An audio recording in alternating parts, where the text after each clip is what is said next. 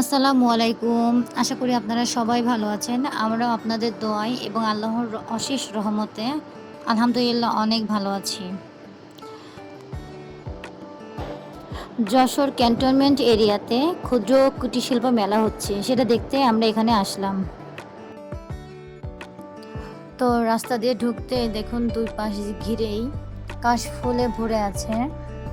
আমার ছেলে কাশফুলগুলো নিচ্ছিল। আর এখানেই একটা কি বলে নদী না পুকুর টাইপ আছে। তো পুকুরের ওইখানে একটা হাতি গোসল করছিল। সেটা দেখে আমার ছেলে ওইদিকে যাচ্ছে। মেলাটা আজকে থেকে শুরু হয়েছে সম্ভবত। তো আমরাও হাতিটা দেখতে যাচ্ছিলাম। আমার ছেলে কখনো হাতি সামনে থেকে দেখেনি। তো ভয় পাচ্ছিল, ভয় পেয়ে আমার কোলে উঠে গেছে।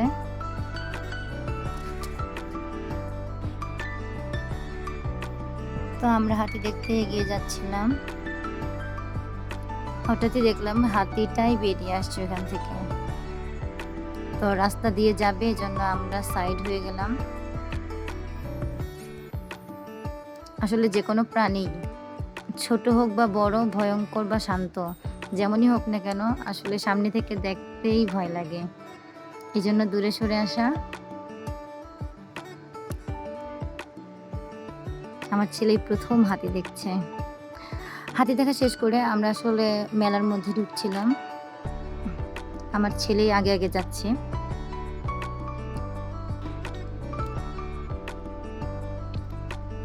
মেলাতে ঢোকার প্রবেশ মূল্য ছিল, কিন্তু সেই প্রবেশ মূল্যের টিকিটটা একটা বাক্সে ফেলতে হচ্ছিল। ওখান থেকে আবার লটারি হবে তাই। তো আমরা কাগজে নাম আর ফোন নাম্বার লিখে বাক্সে ঢুকিয়ে দিল আমার ছেলে।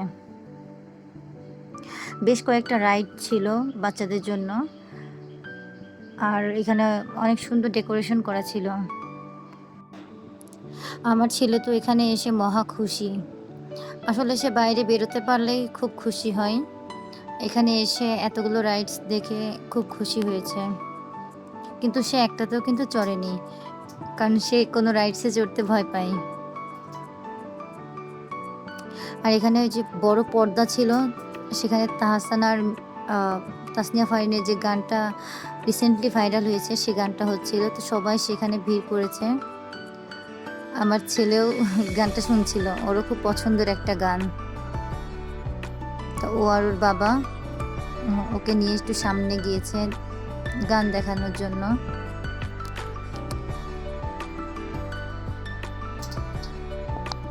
এখনো মেলাটা পুরোপুরি শুরু হয়নি। আসলে প্রথম দিকে আমরা আসলাম, এখনো ওইভাবে শুরু হয়ে ওঠেনি। অনেকগুলো স্টল এখনো রেডি হয়নি, তবে সব মিলিয়ে সুন্দর ছিল। মেলার বাচ্চাদের যে রাইডসগুলা, তারপর খাবারের দোকান, মেয়েদের কসমেটিক্সের দোকান, বেশ কয়েকটা স্টল ছিল। সব মিলিয়ে সুন্দর ছিল। তবে সবচেয়ে বেশি আকর্ষণীয় ছিল সার্কাস যে পার্টিটা ছিল সেটা। আমরা যদিও ওখানে যাইনি কারণ ওখানে অনেক ভিড়। আমি টিকিট নিতে গিয়েছিলাম, তো তখন দেখে অনেক ভিড় দেখে আমি ফিরে এসেছি। যাইনি। তবে দেখার ইচ্ছা আছে। সামনে যদি সময় পাই তাহলে দেখব। মেলার মধ্যে আমরা অনেকক্ষণ যাবৎ ঘোরাঘুরি করছিলাম। তারপর এই কনসার্ট যেখানে হয় আর কি, স্টেজটার সামনে এসে অনেকটা সময় কাটালাম, কারণ গানটা আমাদেরও খুব পছন্দের ছিল। আমরা সবাই মিলে গানটা উপভোগ করছিলাম।